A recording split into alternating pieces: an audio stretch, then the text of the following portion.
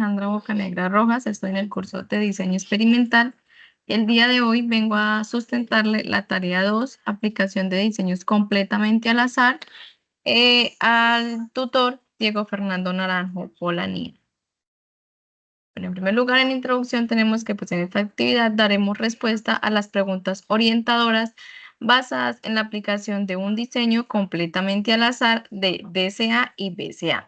También se observará y se implementará un diseño completamente al azar de bloques. También obtendremos los resultados será el análisis de varianza, la validación del supuesto modelo, prueba de comparación de medias, que se harán mediante el test de Shapiro y el test de Tukey. Bueno, en objetivos tenemos identificar, en primer lugar, identificar los conceptos básicos del diseño completamente al azar, ejecutar el procedimiento de datos de un diseño completamente al azar en el programa de RStudio y concluir de forma coherente los análisis de varianza, el resultado de la validación del supuesto de normalidad, el resultado de validación del supuesto de varianza constante y por último las pruebas de comparación de medias.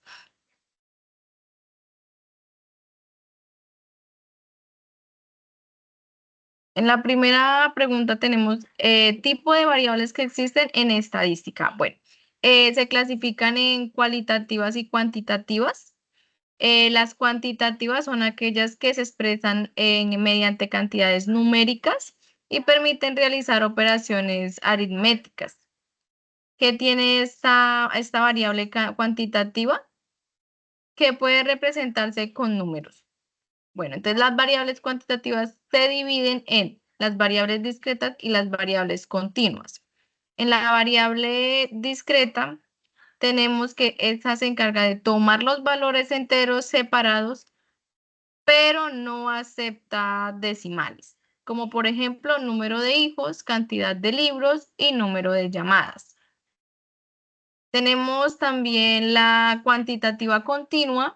Esta puede tomar cualquier tipo de valor dentro de un intervalo, incluyendo decimales.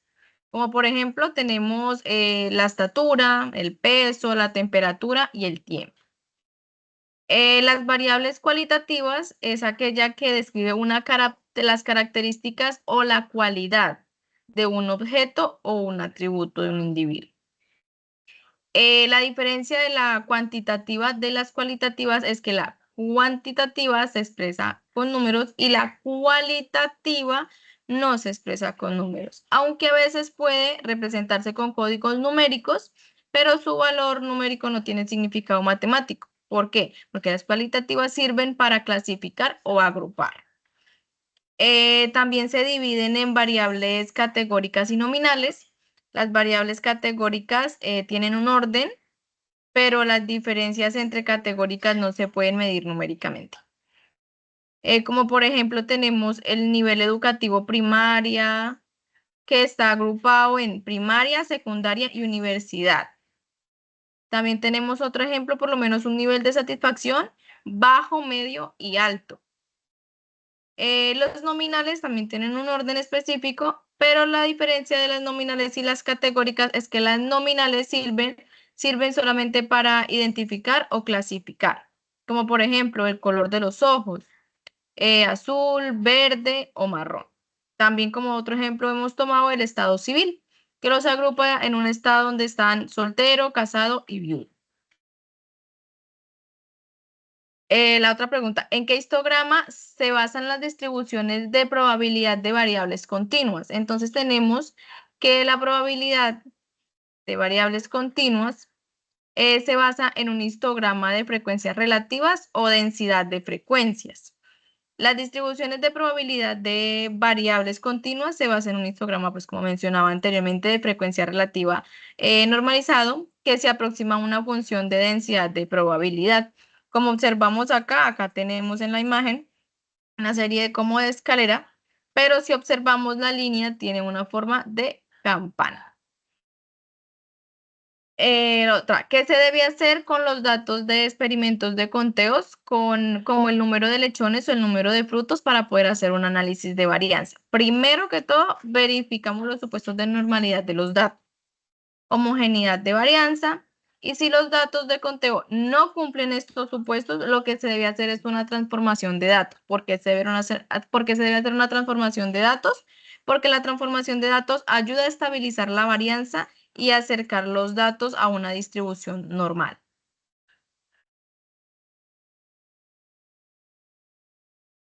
¿Qué se debe hacer con los datos de experimentos donde la variable de respuesta es porcentaje para poder hacer un análisis de varianza? Bueno, en este caso también revisamos los supuestos, normalidad de los residuos, homogeneidad de varianza o como también conocemos, homocedasticidad.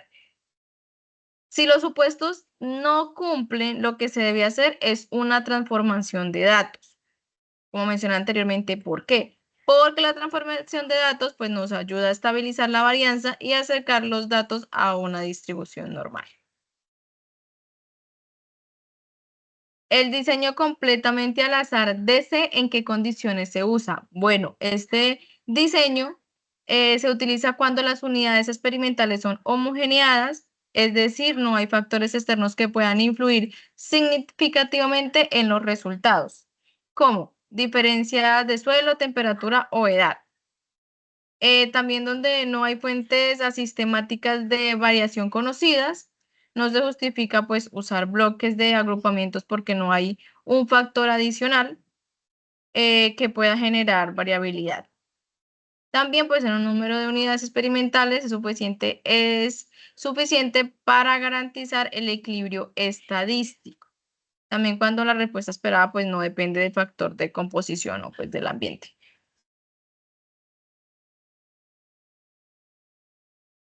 Si en un DSA se tienen 4 tratamientos y un testigo con 5 repeticiones, ¿cuántas unidades experimentales se requieren? Bueno, en este caso sabemos que en el experimento hay 4 tratamientos y un testigo que también es un tratamiento, solo que el testigo es un tratamiento de referencia. Cada uno tiene 5 repeticiones, entonces tenemos un número total de tratamientos, incluyendo al testigo, que sería 5 en este caso, y el número de repeticiones por tratamiento serían 5. El número total de unidades experimentales sería 5, elevado a la 2 sería 5 por 5, que tenemos un igual a 25 unidades experimentales, y por lo tanto, pues en este caso se necesitan 25 unidades experimentales.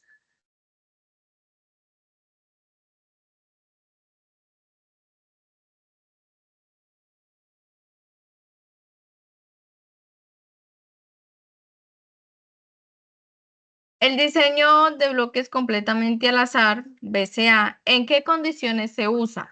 Bueno, este diseño se usa cuando hay heterogeneidad en las unidades experimentales, por ejemplo, variación en el tipo de suelo, variación en la iluminación, en la ubicación, en un invernadero, también en la edad de los animales, donde es posible agrupar las unidades experimentales en bloques relativamente homogeneados y internamente dentro de cada bloque las condiciones son similares entre bloques, puede haber una variación.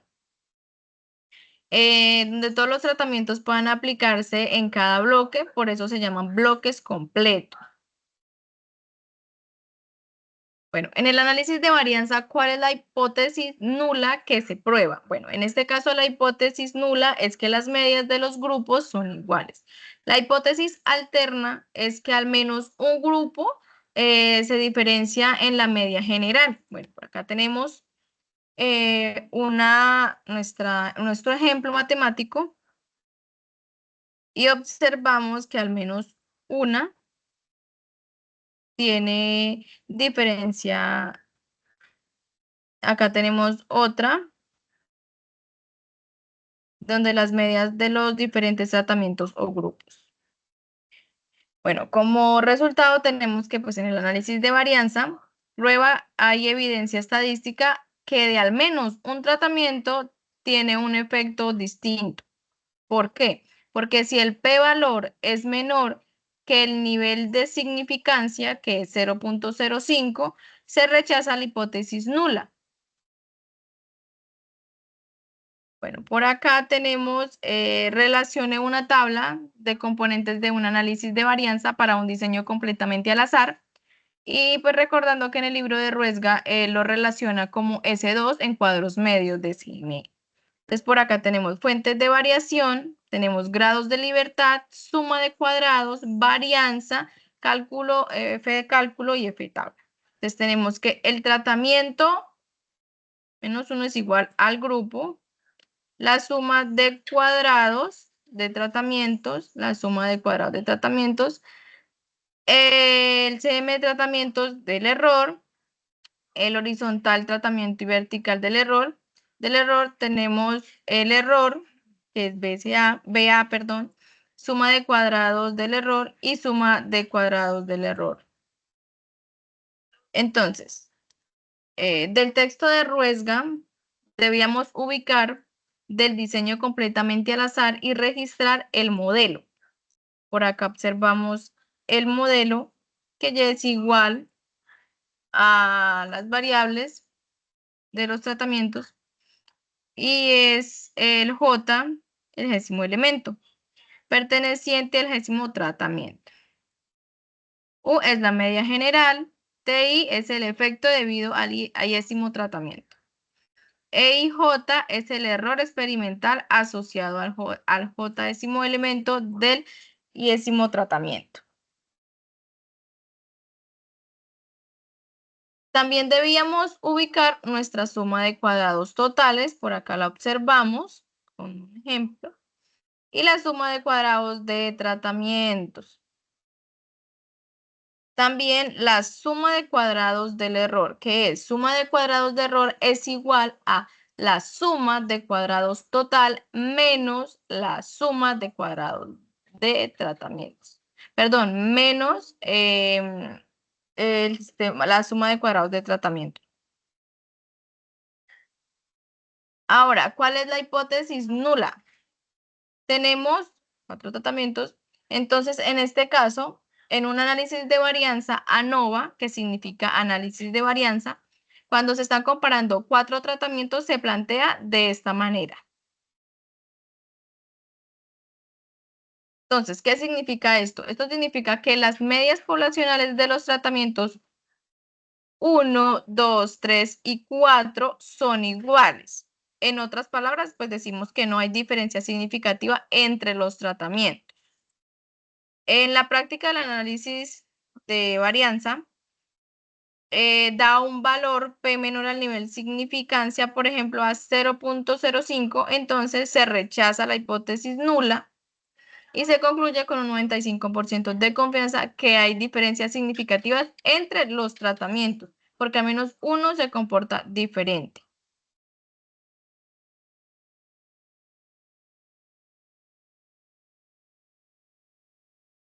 Bueno, también del libro de Ruesga para el diseño de bloques completamente al azar, BCA, debíamos registrar el modelo, la fórmula de suma de cuadrados totales,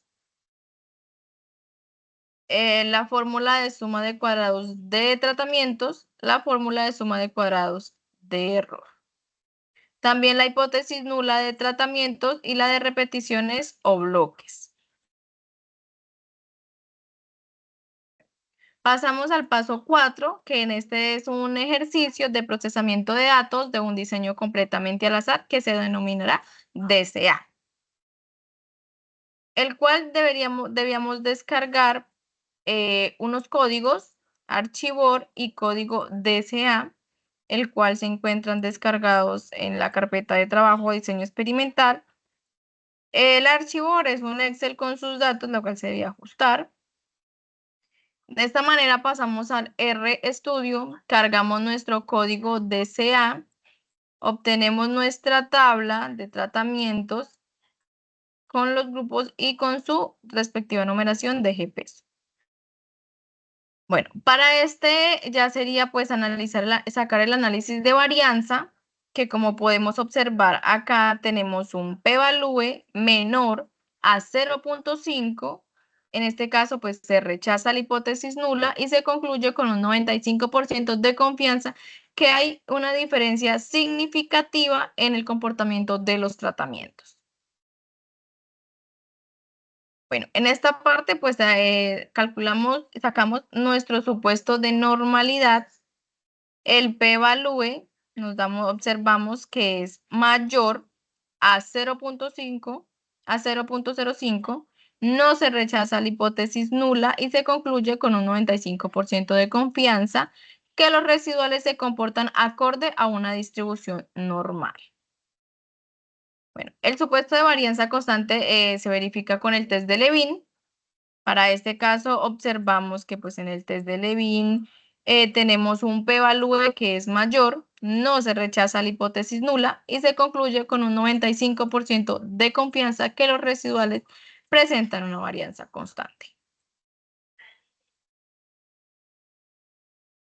Y por último, para este ejercicio hacemos la prueba de comparación de medias. Como podemos observar acá, tenemos una serie de valores con sus respectivos grupos. Entonces, en el análisis se encuentran pues diferencias significativas entre los grupos en cuanto al peso promedio G-peso. El grupo A presentó la media más alta, 46.00, coloquémoslo así, siendo estadísticamente diferente de todos los demás grupos. El grupo D, con una media intermedia de 42.29, también se diferenció significativamente del grupo A y de los grupos C y B. Por otro lado, los grupos C con 37.17, 34.17 y el B con 34.00 no mostraron diferencias significativas entre sí. Pasamos a nuestro quinto ejercicio. Procesamiento de datos de un diseño de bloques completamente al azar que se denominará BCA. Igual que nuestro ejercicio anterior, debíamos descargar nuestros datos y colocarlos en nuestro R, cargar el código en nuestro R. Y para este caso vamos a hacer un análisis de varianza para tratamientos y un análisis de varianza para bloques. Como podemos observar acá para el de bloques, tenemos un p-value que es menor a 0.05, se rechaza la hipótesis nula y se concluye con un 95% de confianza que hay diferencia significativa en el comportamiento de los bloques. Ahora, el análisis de varianza para tratamientos.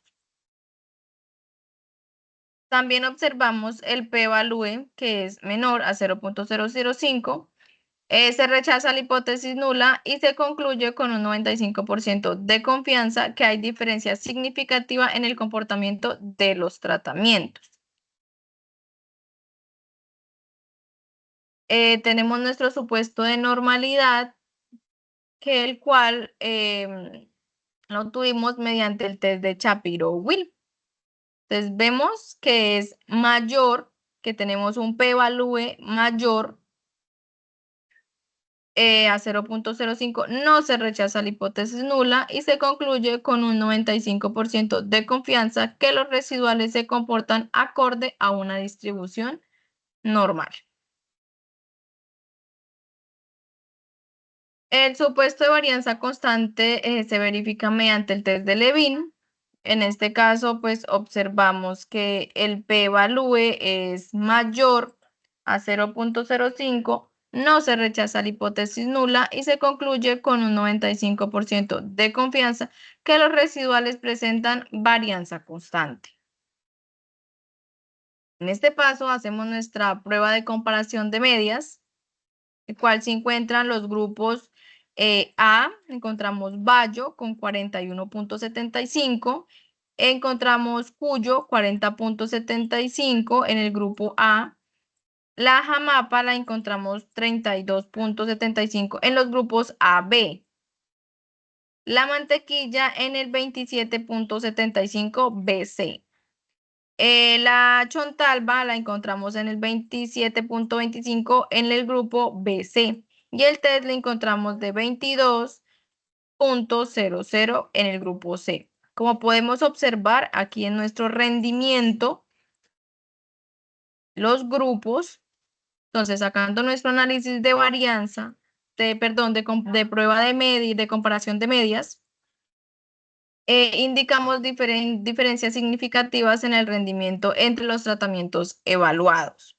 La variedad de Bayo, que fue de 41.75 y Cuyo 40.75, mostraron los mayores rendimientos agrupándose estadísticamente en la letra A, lo que sugiere que no hay diferencia significativa entre sí. Por otro lado, el tratamiento test B con el rendimiento 22.00 presentó el rendimiento más bajo y se ubicó en el grupo C, evidenciando una diferencia significativa respecto a los demás, pues las demás variedades, Jamapa, Mantequilla, Chontalba, se posicionaron en los grupos intermedios A, B, BC y B, respectivamente, lo que indica un rendimiento moderado estadístico entre ciertos tratamientos.